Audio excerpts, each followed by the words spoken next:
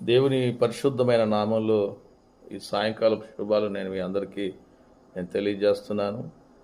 మరి మానవుని జీవితంలో దేవుడు నేటి వరకు అనగా మన తల్లి గర్భం నుండి మనం పుట్టిన నాటి నుండి ఈ రోజు వరకు కూడా దేవుని కాపుదల్లో మనం అందరం భద్రపరిచి ఉన్నామని నేను నమ్ముతున్నాను.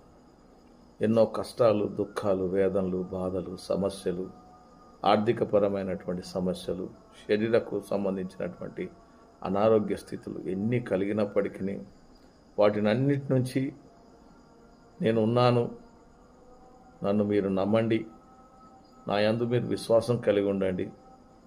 ప్రత్యేకంగా దేవుని వాక్యము, దేవుని సన్నిధి, దేవుని కృప, దేవుని ప్రేమ చాలా విలువైందని మనం జ్ఞాపకం చేసుకోవాలి.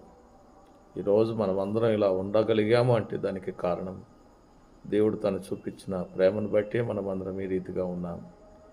మరి మన జీవితంలో మనం ఎంత సంపాదించినా, ఎంత ఎదిగినా, ఎన్ని కూడబెట్టుకున్నా అవన్నీ కూడా ఒకరోజు మన నుండి దూరం అవ్వాల్సిందే. ఎందుకంటే వాటిని ఏటిని కూడా మనం తీసుకొని వెళ్ళలేము. కాబట్టి ఈ లోకంలో ఉన్నంత కాలము మనం బ్రతుకుతున్నాము, కానీ మనం ఎవరి కోసం బ్రతుకుతున్నాం అనేది ఒకటి ఆలోచన చేసుకోవాలి. కాబట్టి ఇప్పటి వరకు ఎలా గడిచిపోయిందో మనకు తెలుసు. గడవలసిన దినాలు కూడా మన ముందున్నాయి.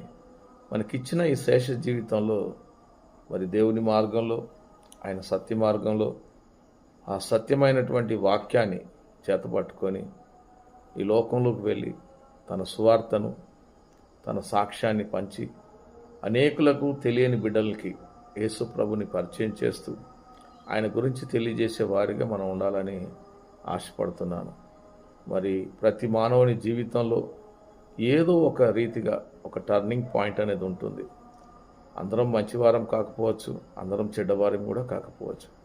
కానీ ఎవరు ఎలాంటి స్థితిలో ఉన్నప్పటికీ వారి స్థితిగమనాలను గమనించి, వారి పరిస్థితులను గమనించి, వారి జీవితాల్లో ఒక అద్భుతమైన కార్యాన్ని జరిగించి ప్రభు సేవలో నిలబడడానికి, ప్రభు పరిచర్య జరిగించడానికి ప్రభు ప్రతి ఒక్కరిని ఆయా సందర్భాలను బట్టి సౌలుకు దర్శనాన్ని ఇచ్చి తనతో మాట్లాడి తన పక్షంగా, తన సాక్షిగా, తన సువార్తను ప్రకటించేవాడిగా ఎలా అయితే సౌలును చేసుకున్నాడో మరి మన జీవితాల్లో కూడా అలాంటి సందర్భాలు దేవుడు మనకు అనుగ్రహించున్నాడని మనం జ్ఞాపకం చేసుకోవాలి. మరి ఇంత మంచి సమయాన్ని మనం పోగొట్టుకోకుండా దేవుని కోసం జీవిద్దాం.